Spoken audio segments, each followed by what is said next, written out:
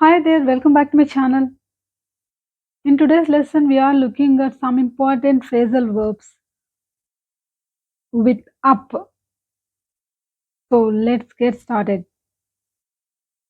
Those phrasal verbs are break up, pick up, tidy up, mess up, back up, wake up, break up, air up, cheer up, come up, and so on. Firstly, bring up. Bring up means పెంచడం, పెంచి పెద్ద చేయడం. అంటే వాళ్ళకి అన్నీ నేర్పించి పెద్ద చేయడం అర్థం వస్తుందన్నమాట. It takes a lot of dedication or it takes a lot of commitment to bring up a child properly. So, ఒక పిల్లాడిని పెంచి పెద్ద చేయడం అనే విషయానికి మనకు చాలా కమిట్మెంట్ అనేది అవసరం ఉంటది. అంటే సరైన పద్ధతిలో వాళ్ళని తీర్చిదిద్దడం అన్నమాట. అలా మనం బ్రింగ్ అప్ అంటే బ్రింగ్ అప్ అంటే పెంచడం. పెంచడం అంటే ఏంటి? అన్నీ నేర్పించి చదువు అన్నీ నేర్పించి వాళ్ళని పెద్ద చేయడం. సో, అటువంటి సందర్భాల్లో బ్రింగ్ అప్ అన్న ఫ్రేజల్ వర్బ్‌ని ఉపయోగిస్తాం. సో, పాస్ట్ టెన్స్ ఏంటంటే బ్రాట్ అప్. పాస్ట్ పార్టిసిపుల్ కూడా బ్రాట్ అప్పే. So, I was brought up by my grandmother. నేను మా నాయనమ్మ చేతుల మీదుగా పెద్దయ్యాను. అంటే ఆవిడే నన్ను పెంచి పెద్ద చేసింది అనే అర్థంతో చెప్తున్నాం. I was brought up. I was brought up. He was born and brought up in Delhi. ఢిల్లీలో అతను పుట్టి పెరిగాడు అని చెప్పడానికి ఇక్కడ బ్రాట్ అప్ అంటున్నాం. బ్రాట్ అప్ అనేది పాస్ట్ టెన్స్ అన్నమాట బ్రింగ్ అప్‌కి. నెక్స్ట్ వర్డ్ ఏంటంటే బ్యాకప్. బ్యాకప్ అంటే సపోర్ట్ ఇవ్వడం అన్నమాట. We need some professional backup for this project. I can't run this shop without any backup. ఎటువంటి సపోర్ట్ నాకు లేకుండా నేను ఈ షాప్‌ని నడపలేను అని చెప్పడానికి ఇలా మనం యూజ్ చేయొచ్చన్నమాట. Our old company has been broken up and sold off. అంటే ఏమైందంటే మా పాత కంపెనీ ముక్కలుగా విభజించబడి అమ్మివేయబడినది. Sold off. సెల్ ఆఫ్ అంటే present tense, sold off past tense, past participle కూడా సోల్డ్ ఆఫ్.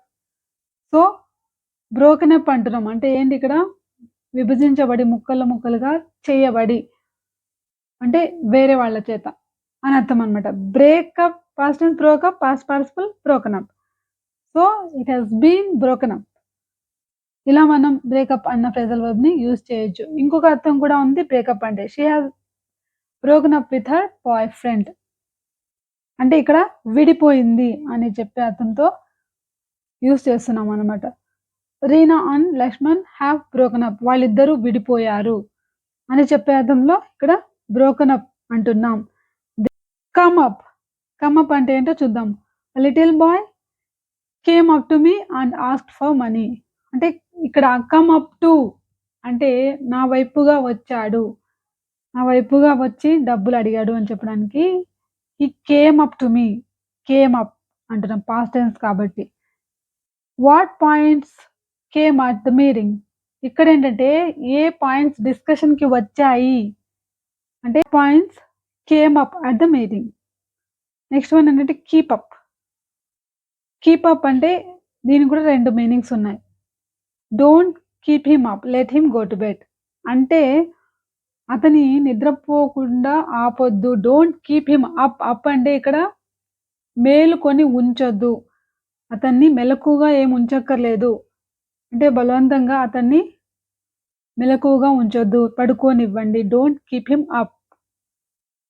అంటే let him go to bed అని అర్థం అన్నమాట. డోంట్ కీప్ అప్ అంటే don't stop him from going to bed అని అర్థం. నెక్స్ట్ ఇంకొక రకంగా ఎలా యూజ్ చేయొచ్చంటే you must eat to keep your strength up. నీ శక్తిని నువ్వు అలాగే కొనసాగించాలంటే యూ మస్ట్ ఈట్. మంచి ఫుడ్ తినాలి. You must eat to keep your strength up. Air up. Air up అంటే గాలి నింపడం. I should air up the tyres. గాలి నింపాలి. లేకపోతే we stopped to air up the tyres. టైర్స్‌లో గాలి నింపడానికి మేము ఆగాము అని చెప్పడానికి మనం ఎయిర్ అప్ అంటే గాలి నింపడం. దీనికి పాస్ట్ టెన్స్ ఏంటి? Aired up. They aired up the tyres. ఇలా మనం యూజ్ చేయొచ్చనమాట. నెక్స్ట్ వన్ ఏంటంటే బర్న్ అప్. బర్న్ అప్ అంటే కోపం. అంటే కోపపడడం లేకపోతే కోపాన్ని తెప్పించడం. Don't burn me up. నాకు కోపం తెప్పించకు. Don't burn me up. I was burned up by her words లేకపోతే బై హర్ కామెంట్స్. ఆమె మాటలకు నాకు చాలా కోపమొచ్చింది అని చెప్పడానికి అంటే I was burned up.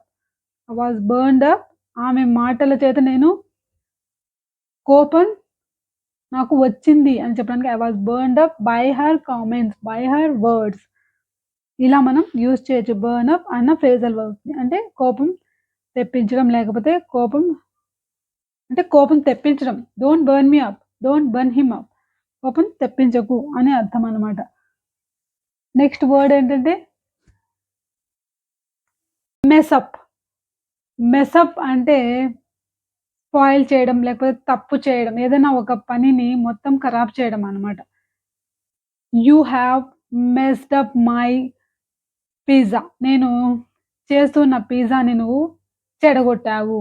You have messed up my plan. నా ప్లాన్ నువ్వు చెడగొట్టావు. అంటే నువ్వు తప్పు చేశావు.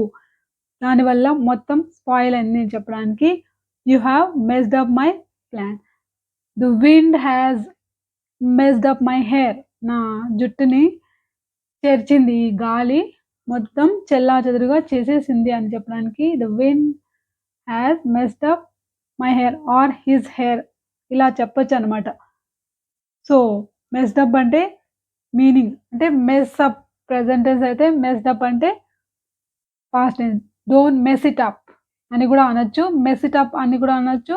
మెస్ అప్ అని కూడా అనొచ్చు. So, he messed the plan up అని కూడా చెప్పొచ్చు. ఇలా కూడా మనం యూజ్ చేయొచ్చనమాట. స్పీకప్.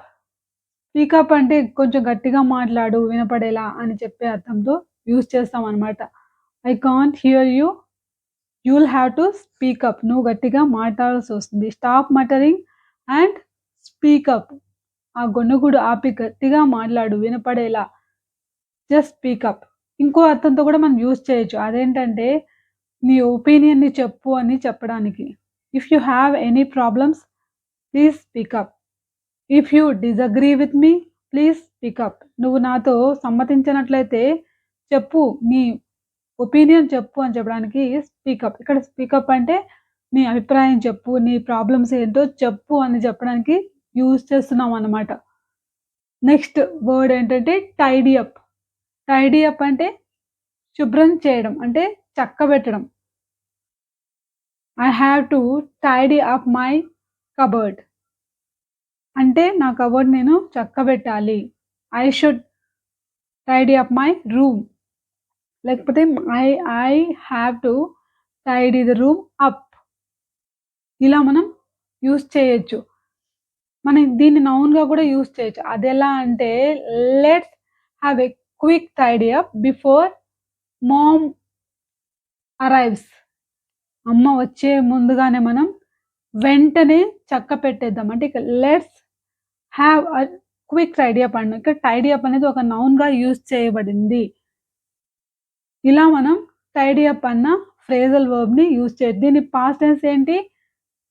టైడీడ్ అప్. అప్పుడు స్పెల్లింగ్ మారుతుంది.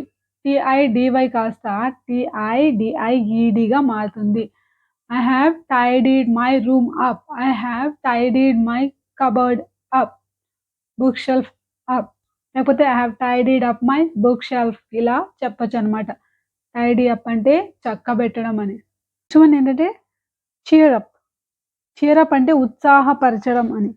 I usually play some hip hop songs to cheer up my kids. లేకపోతే to cheer my kids up. అంటే వాళ్ళని ఉత్సాహపరచడానికి నేను ఇటువంటి సాంగ్స్ నేను పెడుతూ ఉంటాను అని చెప్పడానికి ఇలా చెప్పొచ్చనమాట.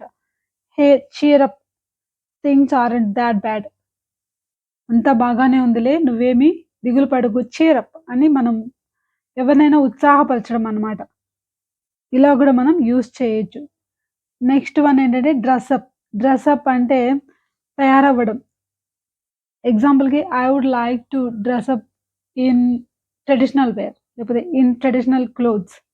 నాకు ట్రెడిషనల్ క్లోత్స్‌లో రెడీ అవ్వడం అంటే నాకు డ్రెస్ అప్ అవ్వడం అంటే ఇష్టం. అంటే ఇంకొక మీనింగ్ గూడా ఉంది. ఏదైనా ఒక వంటగా మనం చేసినప్పుడు దాన్ని అలంకరించడం. So, I dressed up the pizza with extra tomatoes and onions ఇలా అన్నమాట. ఏదైనా అడిషనల్‌గా అందంగా కనపడడానికి దాని మీద మనం డెకరేట్ చేస్తుంటాం గదా! అటువంటి సందర్భాల్లో గూడా డ్రెస్ అప్ అన్న ఫ్రేజల్ వర్బ్‌ని యూజ్ చేయొచ్చు. సో, ఈ వీడియో హెల్ప్‌ఫుల్ అనిపిస్తే లైక్ చేయండి, షేర్ చేయండి, సబ్స్క్రైబ్ చేయండి. Keep watching.